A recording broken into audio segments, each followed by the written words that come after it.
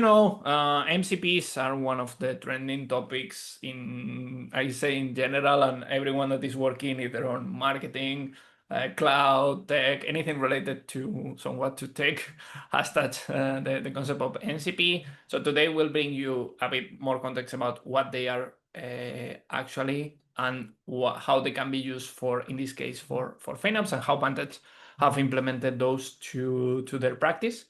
But I wanted to know if you can drop in the chat, like how many of you know what MCP is, and how many of you, if you have used it.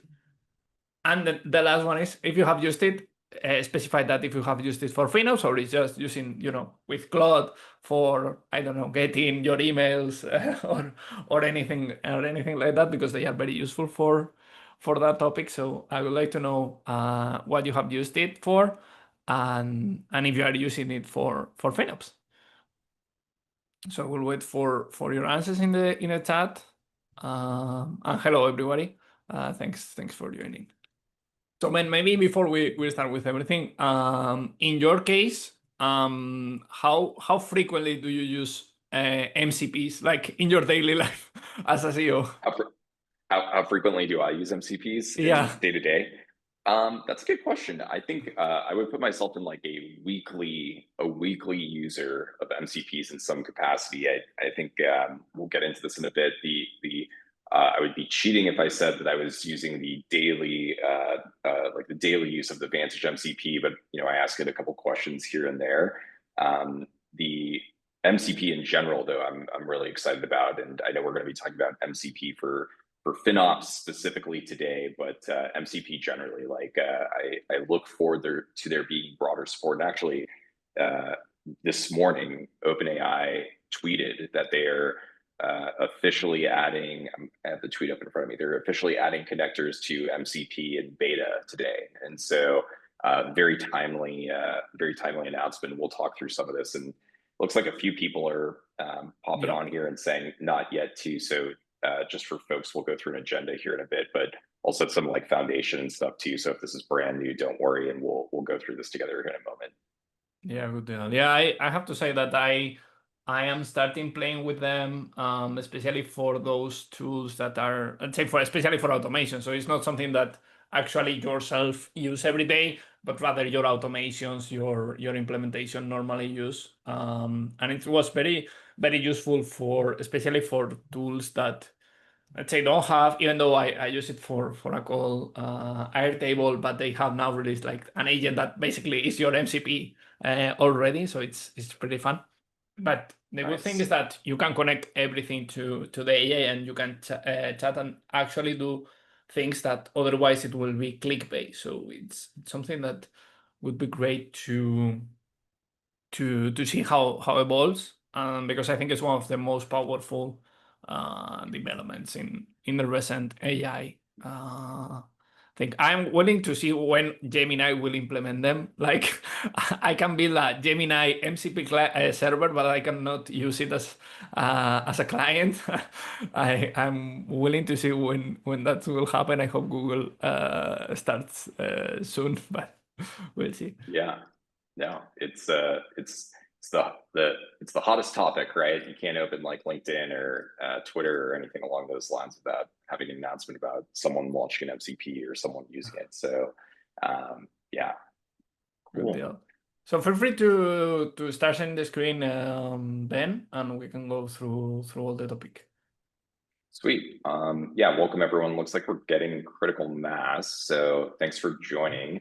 I'll go ahead and share my screen, and then we can dive into the conversation. And Victor, first of all, thank you for having me. I mentioned this to Victor in the beginning, but Victor and I have gone back and forth over LinkedIn on a variety of things for probably like years at this point. And so just really grateful for being here and talking about the topic that is, kind of top of mind for everyone today. So we're going to be talking through AI and FinOps, and specifically from the lens of automating cost analysis with MCP. So thanks for joining. I'm based in New York City, so this is our lunch break. And if you're on the East Coast, looking forward to spending lunch together and talking about talking about this. So I'll go ahead and dive into the presentation. I try and keep it a little bit just kind of like light and reserve like a pretty good amount of time at the end just for Q&A. So if there's anything that pops up, and Victor and Sophia can monitor the chat, and if there's anything, I'll definitely answer at the end. And if there's something like really hot, like Victor, Sophia, feel free to pop in, and we can go from there.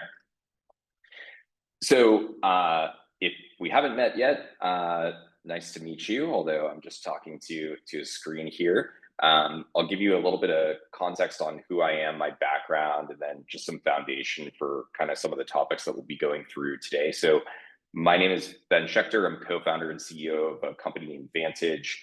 If you aren't familiar with Vantage, we're a cloud cost management platform, or a FinOps platform that's been around for about 5 years. We've raised money from Andreessen Horowitz and Scale Venture Partners. We have about between 50 and 100 employees at this point, and maintain a number of properties just kind of in the FinOps space. And the most popular one that people are probably familiar with on this call is that we host and maintain ec2instances.info. The company started 5 years ago, but I have been on the public cloud infrastructure side of things for the previous 5 to 10 years. Prior to this, I worked at Amazon Web Services as a technical product manager on container services. So if you're familiar with Kubernetes, EKS, Fargate, I was responsible for a number of launches across those products. Prior to that, I worked at another company named DigitalOcean. I was responsible for their compute product function. If you're not familiar with them, they're another public cloud infrastructure provider that caters towards SMBs, startups, mid-market accounts, and was responsible for everything from like EC2 equivalent pricing, plans, performance, data centers, everything like that. So the joke that I make is that I was responsible for driving costs from the provider side for years and years, and now I'm trying to redeem myself through Vantage by helping companies manage those associated costs. Prior to all of that, I was an infrastructure engineer for years, so have been in the space for quite a while, and have always approached things from an infrastructure perspective as it relates to cost from that side. And then for the last 5 years with Vantage, I've been helping companies manage the associated costs. So today, I've got about 30 to 40 minutes prepared, then tried to reserve a healthy amount of time for Q&A, conversation, anything along those lines. As every great webinar kicks off, we've got an agenda that we'll go through. And so I'll give you a brief introduction on Vantage. It's not meant to be like a sales pitch, but it's mostly for just giving context for some of the topics that we'll be going through for the rest of the presentation. We'll talk about MCP, and actually it's nice to hear that this might be, in certain cases, the first view that you have for MCP or AI. And if you're seeing this pop up, I'll try and explain it in just kind of like foundational terms so we're all on the same page. And then we'll go through actual real world use cases as it relates to FinOps, specifically from our customer base. And so we launched an MCP server, I think like 3-ish months ago, and have collected a lot of early feedback and use cases. And so we've got 3 use cases that we'll go through today from our customer base, which is just going to be super interesting. And then at the end, I know the majority of the folks on this call are thinking about how they can adopt and employ AI or be AI ready as it relates to your FinOps practice. And so we'll go through some of the things that you can do, agnostic to using any vendor at your organization for how to be AI ready. So that's the game plan. And normally in front of an audience, I'd be like, is everyone ready? But we're on a webinar, so I'm just going to assume everyone's good to go. So let's start with just brief context on Vantage. I'm just going to talk about, again, this is mostly for just like giving you kind of some foundation for some of the use cases that we'll go through later in the presentation. So if you aren't familiar with Vantage, we're a cloud cost management platform specifically for modern engineering teams. Tends to be used by tech-forward organizations and predominantly by engineers, FinOps leads, and then also gets usage from their management or finance constituents or counterparts. One of the more unique things about the platform, and something that we'll talk about as it relates to AI, is that we have access to a lot of data. And so we integrate with over 20 cost providers. We do all the heavy lifting of integrating with not only AWS, Azure, Google Cloud, but also support third-party names like Datadog, Databricks, MongoDB, OpenAI, Grafana. Our hope is to be kind of as full of a representation for anything that's like consumption or usage based in nature. And again, just giving context here, because the more data you have, the more that we can ingest, structure, and then expose via MCP to AI. The other thing too is if you're familiar with Focus, or if you're not, it's just kind of the standard specification for all things cost and usage related. So even if we don't support one of the vendors that you use, we have a Focus compatible ability to ingest additional information. And so, that's used by a number of companies that we don't have native support for those providers quite yet. The other thing too is that Vantage is meant for engineering workflows, and so we'll talk about the importance of this for AI, but we have a full set of APIs that's exposed to our MCP, and we also have a Terraform provider for orchestrating all this. I'll show a couple examples of why this is relevant when we get into the meat and bones of the presentation, but if you need to have AI generate Terraform templates for infrastructure as code or anything along those lines, all of that can be done just via MCP. And then the final thing is there's a lot of workflows or use cases that are things beyond just cost. And so we also ingest additional usage information. So things like consumption or usage by Kubernetes. If you want to get granularity on network costs, we ingest VPC flow logs, which is what this pretty chart is up here.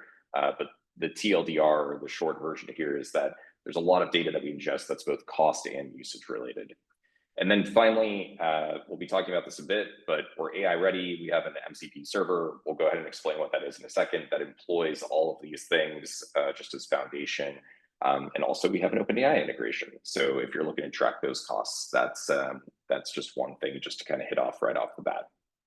Cool, awesome. So let's go through why MCP. And this is kind of Victor gave like a post on LinkedIn kind of in preparation for this. And he's like, there's not going to be any fluff in this. We're going to get into the details. This is my one slide that's like a little bit of fluff.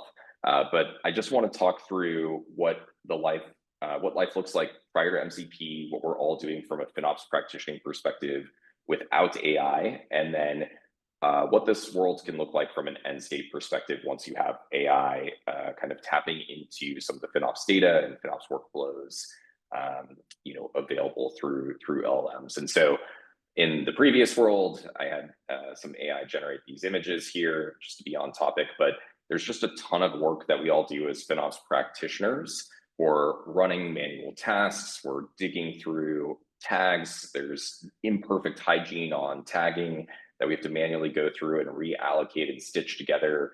There's a million questions that can get asked by people in the organization about specific AWS billing codes, or why is this charge here for one of my SaaS providers?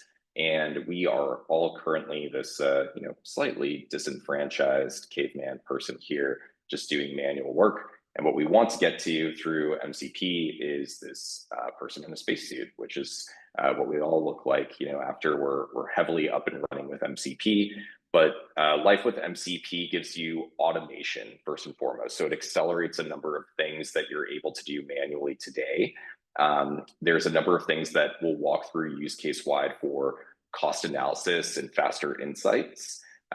There's way less manual work, and it also can broaden the number of people in your organization for actually interacting and getting answers to cost data through a conversational interface like ChatGPT or Claude or anything along those lines. And then also, we'll touch on this, but you can also set up support for more complex projects. And so if you have like a long-running project and you want an agent to help out with that periodically, MCP is kind of the interface for allowing that to happen.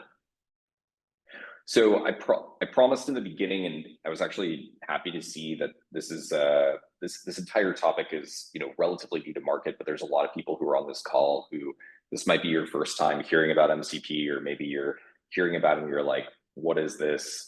So I'm going to go through just two foundational topics, just so everyone's on the same page for the rest of the conversation, and then we'll go into three sets of use cases, and then finally how you can employ all of this in your organization today.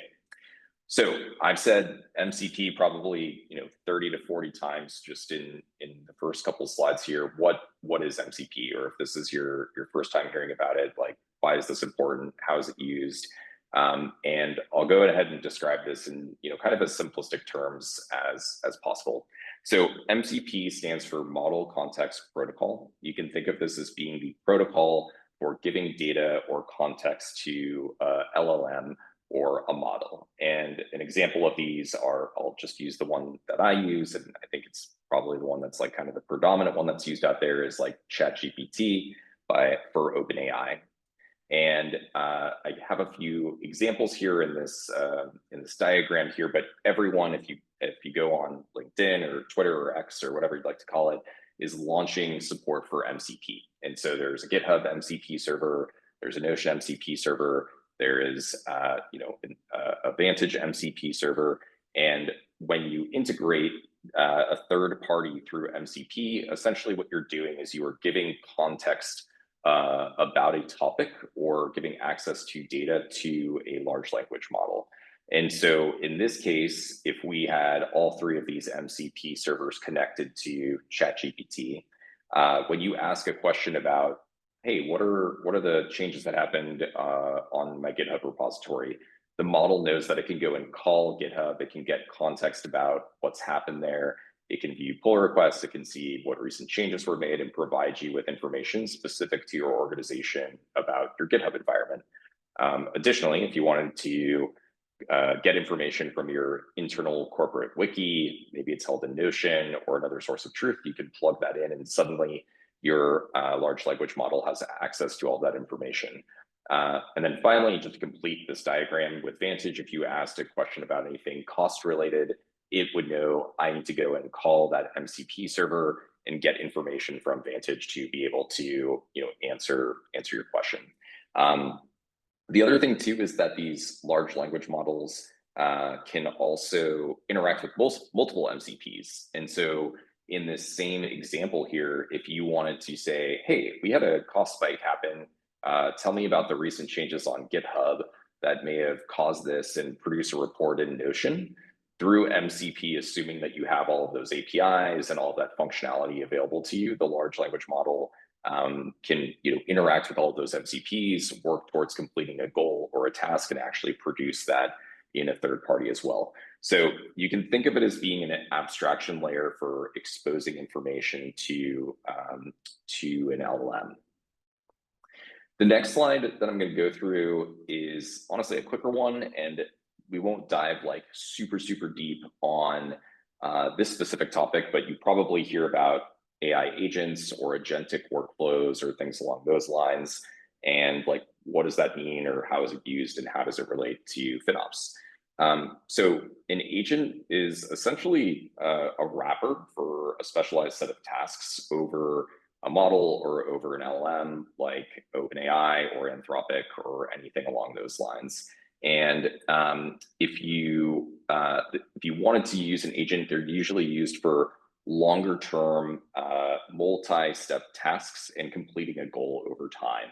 And so I have a couple examples that we'll walk through in a couple of slides here. And actually the example I give is, hey, I want to decommission all of the infrastructure that's running in US West 1 and move it to a different data center on AWS. Can you just periodically check in and let me know, how's my progress going? What are the tasks that I still need to complete to make that migration? And the agent will just know what it needs to do to reason and to perform multiple steps with potentially multiple MCPs to get you that information, and then periodically check in on those tasks. So you can think of it as being something that is just kind of like your co-pilot, no pun intended, for essentially giving you some of these like longer running kind of completions to goals. Great. So those are the only two things that I wanted to cover, just as like bare basics, just so we're all on the same page. But the reason that everyone joined this webinar was for how do we make this relevant for FinOps, or how do we make this relevant for cloud cost management? And there's this entire wave or platform shift that we're all kind of in the early stages of. how can we leverage this from a FinOps perspective at my organization to really kind of drive things forward. And so we have a number of customers that have been heavily using MCP on Vantage today.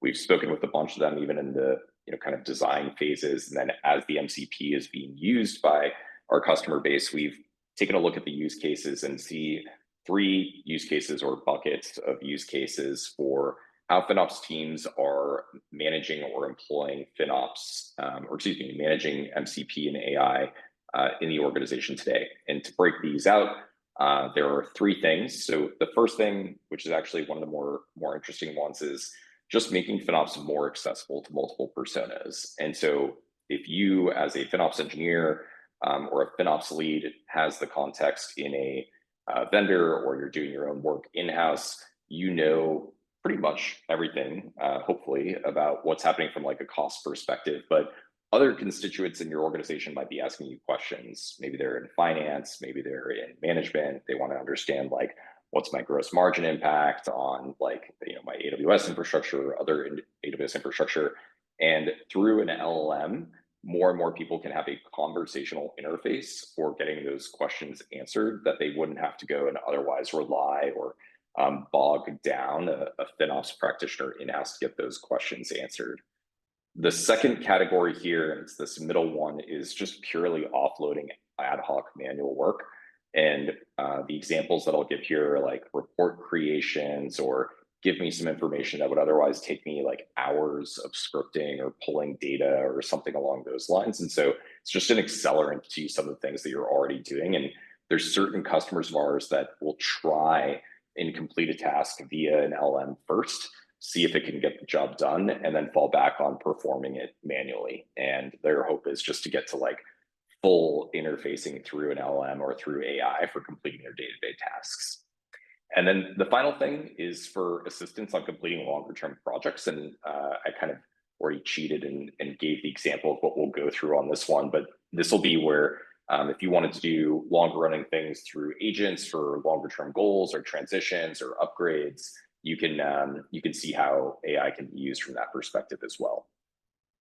And so for each one of these, I'm going to give like a quick example. And for each one of them as well, there's actually a animated GIF or GIF for actually seeing this in action through an LLM.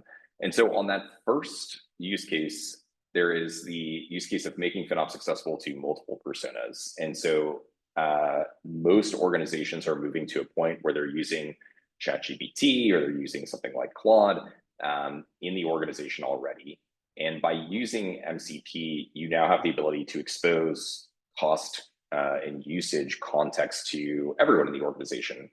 And so the prompt that's in this giant purple area here, the example is, what is this US West 1 data transfer charge, which is a data transfer charge in AWS, and how much are we spending on it? And you can imagine someone in the organization who might be seeing a cost report or a bill or something along those lines is seeing this charge. They want to understand what's going on. They might be embarrassed or not want to bug like a FinOps person on their team. And they might be a lot more comfortable with interacting through AI. And you can see here, this prompt is given to an LM, and it actually does a very quick, good job of explaining what this is, and then pulling in relevant information from, in this case, Vantage, and giving you context on what exactly is your organization using, how much are you spending on it, and then you'll see this a little bit down below really quickly. You can see if you can catch it here, but it will also cite and deep link back into the specific dashboards on your FinOps vendor to give you additional information if you want to click forward.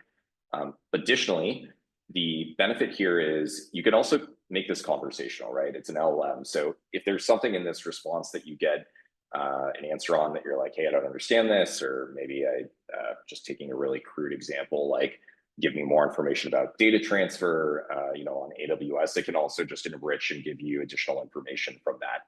And so most organizations, people are already using AI and LLMs, and now it's just giving them additional context and data about things from a FinOps perspective. The next thing, or the next use case, is for accelerating the ad hoc manual work that you're already doing. And Again, these examples are meant to be like pretty basic and remedial, but just to open your mind over what's possible. And the example here is, how much are we spending on savings plans? And you can imagine there's like a number of other kind of tasks that could be done on this. But how much should we be forecasting for our next savings plan? How much should we commit to? As we know, this can be a ton of work for actually just producing all of this data, structuring it, getting recommendations for the future. And in this case, it's as simple as just throwing this prompt over to an LLM. You can see here in the response, it will give you a detailed breakdown in what APIs it's using from the Vantage MCP for giving you context in this information. And then again, providing like a citation and a deep link for getting additional information going forward. And then the third use case, and this one's kind of one of the more interesting ones, although it's a little bit hard to show in the actual example here, is help me create a report on the cost impact of deprecating this region. And so you can imagine if you are a large organization and for whatever reason you need to decommission or migrate from one region to another, from one data center to another, this can be a ton of work just to get all that information, look at all the normalized instance hours of the EC2 instances you're using. There's different pricing in every single region. You have to price all of that out. And AI just has context on all of that. It can go and pull all of the actual usage information that you have present in your data layer already, and then basically do all of that work for you. The other thing too, we'll touch on this in a little bit, but the help create a report, there's also write functionality that MCP servers can do. And so a lot of what we've been talking about is I need to get information, but you can also imagine it actually producing reports using other MCPs. So you may remember in that example, we talked about Notion. I think you could imagine doing something like this in Google Docs as well, or whatever your kind of tool of choice is, but actually go and produce this report for me on like, a weekly basis or a bi-weekly basis or something along those lines. So saves a ton of time, pulls in all the data, gives you a plan. And then again, this is something you can just reference and check on going forward to in the future.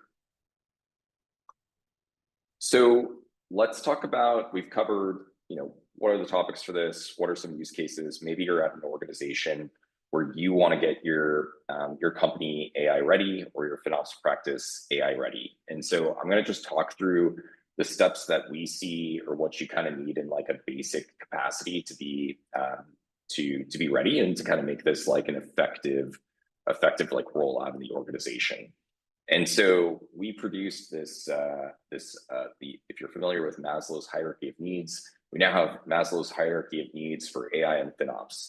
And I'll talk through each one of these in detail, but to give you like the kind of steps that you need to take here to be able to walk yourself up to this AI readiness at the base layer down below here, you're going to need normalized and allocated data. So that is still something that is very important. Thinking about the FinOps framework, the crawl, walk, run in terms of like 100% cost allocation.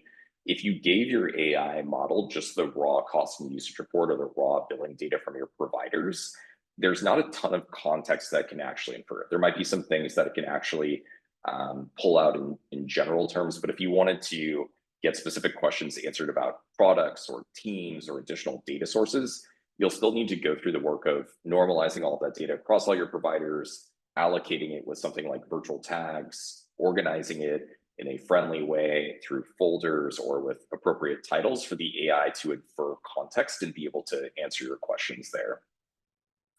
Once you do all of the data normalization, you're going to want to expose it through read and write APIs, and your data is only as good as it's accessible.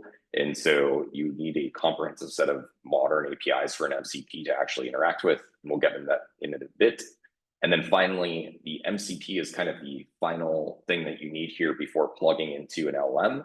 And through an MCP, you're essentially defining prompts for how a model can interact with those APIs and get access to that information and complete tasks to expose to the LLM or the model that you're using at the end of the day.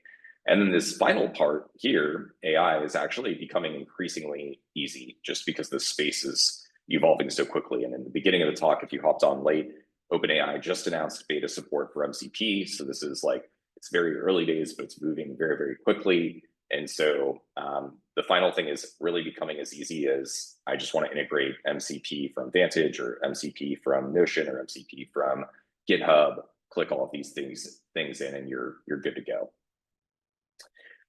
These are the final kind of slides that I have here, but just to talk through each one of these in motion. So the way that I open the talk and something we provide for kind of like out of the box for all of our customers is we largely at Vantage provide most of the work that needs to be done for normalizing all the data from all of these providers that we talked about. So all of these providers here that are in colors are ones that we natively support today. And so it's as simple as like connecting an IAM role or adding an API key, and we consistently will go and grab all of that data, put it into our data warehouse, structure it. You kind of have it all given or exposed through an API for free. There's a ton of work that goes into normalizing all of these kind of bespoke pricing patterns across all of these providers. And we've done all of the hard work on structuring all of that in-house. We also have the tools available for you to do cost allocation. So if you need to use virtual tagging for getting to 100% cost allocation by team or business unit or function, you can do all of that within the platform. And then again, what you'll want to do is just make sure there's still an important aspect of organizing these reports, naming them, putting them into the appropriate dashboards, because all of this data essentially gets exposed through MCP to the LLM, and it can provide a lot of context. And so the LLM will be made aware of forecasts, anomalies, budgets, dashboards, reports, essentially any primitive that's in your FinOps vendor, assuming it's exposed through APIs and MCP, it should be available for answering some of the questions or prompts that you give it. The next thing is, and this will be the area where I actually touch on some of the right aspects of what you can do. Vantage from day one actually just got kind of lucky on this because we've always been heavily focused on the engineering persona, and engineers have a strong preference for being able to access all of their data through API. And so from day one, we've actually got heavy investment that's gone into both read and write APIs. And the foundation, if you're thinking about this for your own organization, if you don't use Vantage or you don't use a vendor, you'll still want to make sure that there's really robust read and write APIs for being able to expose to an MCP, because that's essentially like the interface at the end of the day for how you expose this information. And so again, this isn't just cost data that's exposed through our APIs. It's things like tag keys and values, what providers you have access to, what teams are available in your organization, and then also like access level, which is kind of interesting. And so if, for example, you need a certain person on ChatGPT to only have access to their reports, we respect all of the role-based access controls for just the information that they should get access to, and only that information is exposed through the MCP to the actual end user. The other thing too that is kind of interesting, and again, something we just kind of got lucky with in terms of like what's being exposed to our customer base. So we defined something called VQL. It stands for Vantage Query Language. If you're familiar with SQL, structured query language, it's essentially a cost-specific view on that. The only reason I mention that is it's particularly helpful for MCPs and LLMs to interact with, and just given that it's a structured query language, it tends to work really well with report creation or getting information out, and the LLM can define this VQL, create these reports for you. And specifically, again, like we talked about a lot of use cases that were like, hey, I need this information. But through VQL, you can also say like, hey, create these reports or create these budgets or create these dashboards, and get the combination of like accelerating work that you would otherwise have to point and click do. Or another example is like generate the Terraform templates for me to be able to apply this to my FinOps vendor, assuming they support Terraform. And the MCP can just figure all of that out, which is really interesting. And then finally, this third level here is you just need an MCP server. And so I know that sounds pretty matter of fact. But you should make sure that it's kind of table stakes. If you want to have your LLM be able to interact with your cost and usage data, it needs to be exposed through MCP.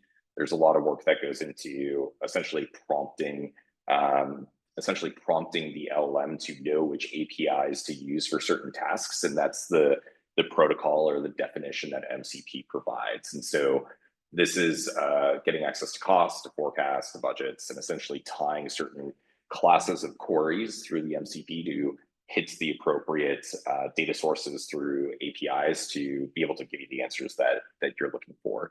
And then the final thing again is like everything will be exposed with like a citation or a deep link back to the platform if you need to explore more. So it might give you an answer, but then you'll still click through and want to explore that data in certain cases, and all of that would be exposed there. Oops. And then this is my basically final slide before I open it up to any Q&A or anything that may not make sense, or any other topics that I may or may not be able to talk through on this call. But we have some tips for you just based upon this presentation. And it's, again, all of this is very early days. It's evolving kind of by the week. The tips that we have are to start with those 3 categories of use cases.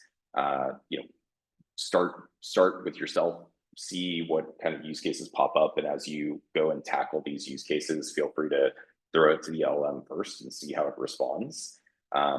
We also encourage you to treat the LLMs like people. You never know when the AI overlords are going to officially take over, but actually what the bullet point is meant to say on this is like you want to give enough business context for the LLM to be able to complete the task, but not be like overly specific that it's like stifled and too narrow focused. You want to kind of give it enough context for it to go and grab the information it needs or complete the tasks that you give it.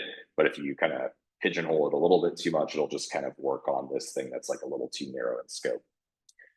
The nearly last bullet point, and this one is like the most exciting to me personally, is I think there's just so many use cases that will pop up by combining MCPs.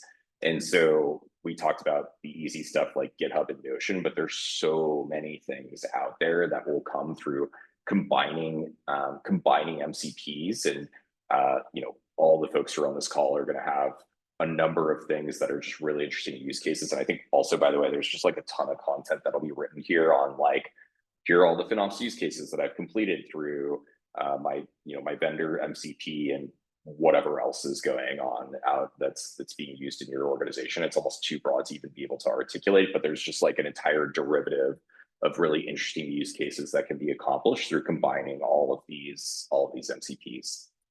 And then the final thing is experiment and give feedback. And I should have probably put that on the slide, but like try things out. It's very early days. If you're building your own MCP server or you're developing this in-house, like give feedback to the team that's developing it. You're going to want to tweak and test things with like the prompts that are actually given to the MCP. If you're using a vendor like Vantage and there's a team behind the MCP that's being used, like give feedback. Actually, in the Vantage MCP, I believe that we specifically built a feedback endpoint. So if anything is going awry, or if you want to give feedback to Vantage through the Vantage MCP, you can do that. And then our team, can actually develop and iterate and unblock you on anything. But that all comes with like experimentation and trying things out. So that is I think there might be one more slide here that's like the conclusion here, and I promised 30 to 40 minutes, and I think we kind of hit that. So just to kind of slow down the talking here and open it up for any Q&A. And it looks like there's a few in the chat here that I can see. But the final thing I'll mention is the Vantage MCP server is open source. If you Google Vantage, GitHub, MCP, chances are this link will pop up. If you don't want to like try and type this down right now, go and take a peek. Open issues, ask questions. We also have a Slack community if you want to engage there. I don't know if we've created like an MCP specific channel, but we probably should. And at this point in time, I'll open it up to Q&A. And I think there's one question that popped up here from Jeremy. Why do you need MCP if you have Amazon Q or Azure AI? And Victor, if you want to run point on these questions or throw anything out, I'm also. Do you want me to just go ahead and answer that one right off the bat? I just saw you come off video or come on video. Yeah, go ahead and answer it. I will be reading and checking if there is anything else. Okay, cool.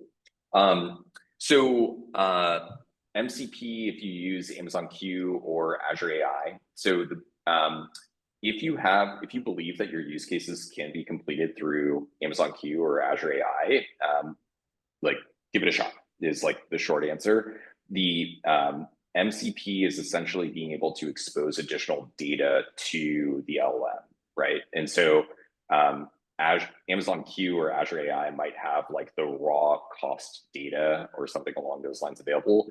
And if you don't have MCP support for any of those third-party services, less so a FinOps vendor, but more so Google or Notion or GitHub, it's your ability to kind of provide more integrations or data to that MCP. And then MCP as it relates to Vantage versus Amazon Q or Azure AI is we are exposing just a ton of additional context. And so our customers will use Vantage there's a feature that we have called virtual tagging. They'll allocate costs by team or by business unit or service that adds a layer of additional context on top of that raw billing data. And then that's all exposed to the LLM for them to be able to answer questions. So as an example, we see companies using this to allocate costs by team or by their customers or by their business unit. And we expose all of that through our APIs and MCP. And it just adds more context for the LLM to actually be able to get that done. So it's a good question. There's probably some basic things that you can do through Amazon Q or Azure AI, but if you wanted more tailored information as it relates to your business and you're employing cost allocation on that vendor, that would be an additional set of logic that you can do there. Okay. Thanks for the answer. And there is an additional one on the Q&A side, asking from just about how do I connect MCP to my FinOps automation infra that I have built using VS Code. I'm assuming, given the context of any Terraform or any automation code through that. Yeah, so you can most of our engineers on the team, you can integrate through Cursor is actually the one that people are using the most, but it's probably not too dissimilar for VS Code. But there's beta, at least at this point, from what I've seen, beta instructions for running an MCP server locally. And actually, I think if you click on that GitHub link, it'll give you instructions for how to run an MCP server locally. And then you can interact through the LM through Cursor or VS Code or any of those things. And so assuming that your client has support for MCP, you'll just want to see what the specific instructions are for that. And then it's a matter of just exposing that MCP to Cursor. Goose is another client that's produced by Block and things along those lines, but it's kind of bespoke to each one of those. But if you want to email me or the team, I can probably point you in the right direction or something along those lines. Yeah, I'm not sure if because I just thought on that question is I used Klein and all these open source agentic, let's say, code tools plugins that are available in VS Code. So I don't know if they're in the recent updates they have introduced the MCPs. I would say they have, especially Klein. So you can check that one out as well. There is the plugin called Klein. You connect it directly to the API key of your provider, Claude, OpenAI, whatever. And then you can start doing agentic development. And I would assume that they have now support for MCPs. And then the MCPs, depending on as what Ben said, whether or not they are locally or they are remotely in a host, such as with NA10 or anything, you can create it fairly quick, or you can clone the ones that are provided. So there is a question from Alexander. So what is behind API to expose your data to the LLM? Is it RAG? If yes, how it is done? I can get a follow-up answer for for exactly how we expose the data to the LLM. I will admit I don't know the answer to that off the top of my head, but I can follow up and get you that information. Essentially, like the definitions that we're doing on our MCP are defining like largely prompts for the LLM to know for this context what APIs I need to call, but I can get you a little bit more information on how technically that's actually covered. Yeah, and in general, like for how MCPs interact with the APIs, you can put you can link the MCP server to have like you give them a little bit of as Ben explained, right? You leave them a little bit of context of what each of the calls or what each of the actions do, and then they are able to obtain the data. But then what you do is interact, obtain that data, and then from there you go through and you ask questions through the LLM. So you obtain the data from the provider and then reason from it. So it's a kind of RAG, but it's kind of different because you are interacting directly with APIs. You are not interacting with let's say a prefix database vectorized system. It's which is that what most RAG system work with. So it's kind of a different thing, but yeah, hope that clarified something on of how it works. Let me check. There is another one. Can I share the GitHub again? Okay. Let me check the GitHub.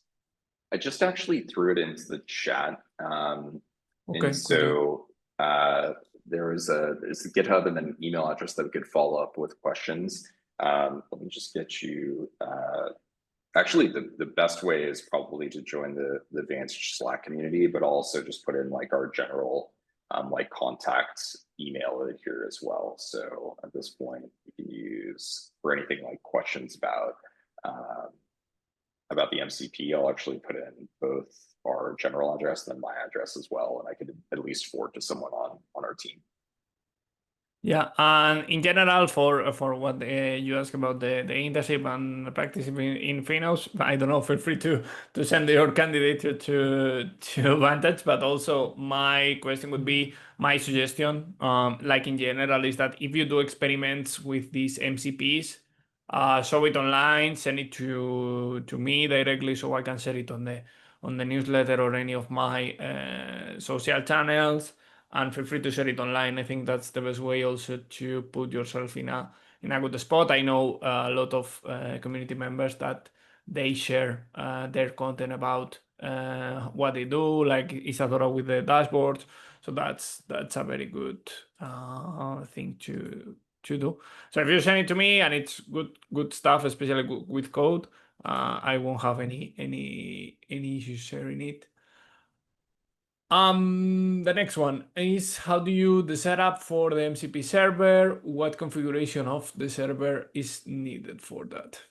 Yeah, so this is so on actually I can share my screen for one kind of example of this. So the way that this works, the only configuration that you need to do, and this is the line that you're going to want to look at, is that on Vantage we have API tokens or API keys, and we've made this very simple where if you have an account on Vantage, you can generate a token or a key, and then all that you would need to do, and this is the local way of running an MCP server, is just pass in that token, and that's all you need to do.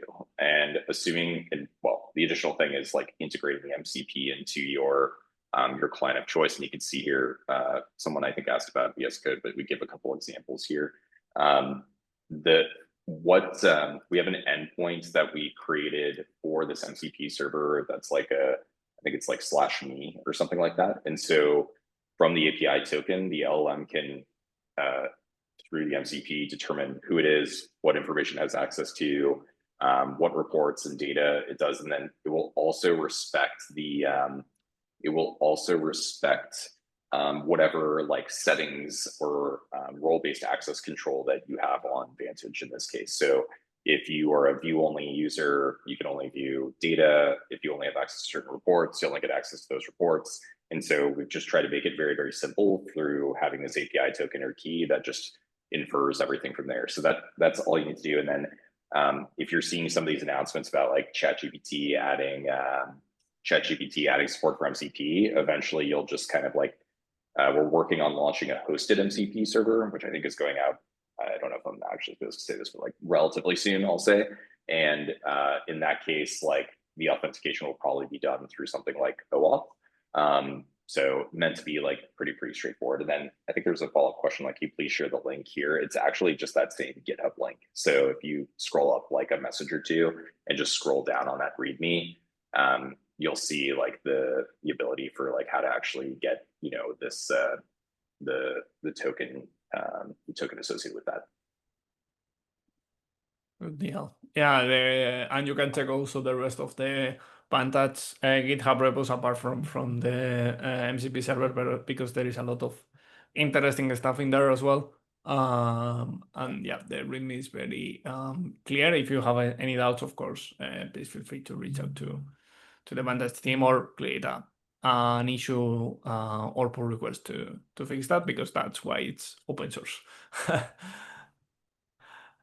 Let me see if there are any more questions. I have one about, you know, in your experience or what the feedback that you got from the team with the different LLMs. What's the, let's say, the performance difference that you have said about the tools? Like, for example, is it Claude? Since Claude, the company behind Claude, was the one creating the MCP, is the model more used to that, or is tools like, for example, Cursor getting better at it? What are your feelings on your results on the MCP usage?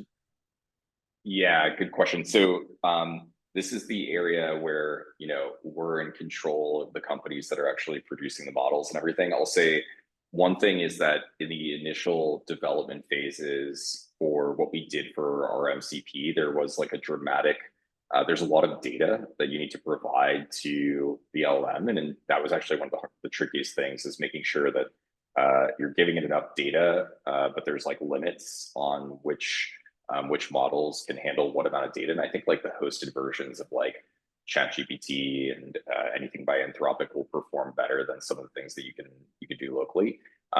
I use ChatGPT models. I think it's like kind of up to you. In many cases, like you're kind of at the whims of like what your organization has already signed up for in terms of like, you know, which model you're actually using. But I don't think that there's like a better objective one versus the other right now. I think it's like all this stuff is relatively early, and I actually think the work that needs to be done is probably additional investment in just like the prompts that are defined in the MCP. And that's why I was kind of emphasizing like it's so early days on this that you should just like test things out and provide feedback to whoever is managing that. Like we're all ears and we have an entire team like building this on the Vantage side. But if you're doing it in-house or working with someone on your side, like just give feedback, because that's the best way for actually determining like, hey, I'm trying to do this workflow. It's not exactly working. Here's the model that I'm using. What do you think is going awry? And the developers can probably like provide some additional help there. Yeah, and also because it's very new, so there is not much, let's say, info or things that you can check apart from what's been developing. So, and especially because every MCP, since I could say that every information is tricky, like it's not the same to build an MCP for getting AWS billing information or getting all the information that you gather, rather than processing your Notion or getting your emails there. So it's tricky, and the people that are developing and making a great effort. So yeah, feedback on that side. And this is an interesting one, very FinOps oriented. What is the average cost for using an LLM for FinOps on an MCP? Is there a range of cost? Which LLM is more affordable? Yeah, a good FinOps question. I know, that's what I was about to say. I was like, I know my people, right? Like it's like people asking about the cost of like using this. Honestly, it's very dependent. There's kind of two things. One is like how often you're using it, and then like how many tokens are being used in all of your tasks. The like tongue-in-cheek answer I can give is, if you're using OpenAI, you can track these costs on Vantage and see exactly, you know, exactly how much you're spending. I haven't seen like super material costs just from like individual usage, just to put it out there. And this is kind of hard to measure, but I would actually say like the costs that you're theoretically incurring through using an LLM for FinOps and MCP is probably providing like multiples of value on top of that. But I would say it's like delineated in like the dollars to tens of dollars, and if you're a power user, maybe like a little bit more than that. But I don't think it's like anything particularly crazy. Yeah, and it really depends also on the volume, and if we go to the unit economics, it depends, especially like main thing it's not the unit economics side, but it's always the model and the quality and stuff, but probably is the setup that you build it for and the iterations that it goes through. Like if you have any agentic setup, that's problematic. Like that's good, but it's tricky to limit the spend on there. While if you have like a cloud is limited, like you can have you pay and that's it. But for the API interactions, it gets with the context. Most of it is the context and the number of interaction, the automation in place. There is a lot of factors more than like the unit cost. Probably I wouldn't put like a cloud for I think it's Opus, like the one that is cost like a lot, but because it's not meant for probably handling all that much information, is better at creation. But you need to get tricky, and the probably the model and the setup thing is the most important thing to handle. Okay, so I think we are on the top of the hour.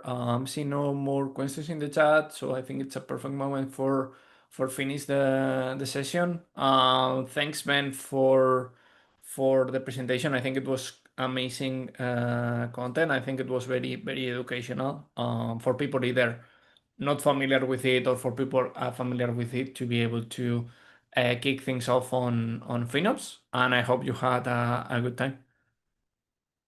Cool. Yeah, no, thank you. Thank you, Victor. Thank you everyone for spending an hour or so with me on this topic. And, if we haven't met, feel free to reach out on LinkedIn or Slack or Twitter or anything like that. But really appreciate all the time and for hosting me.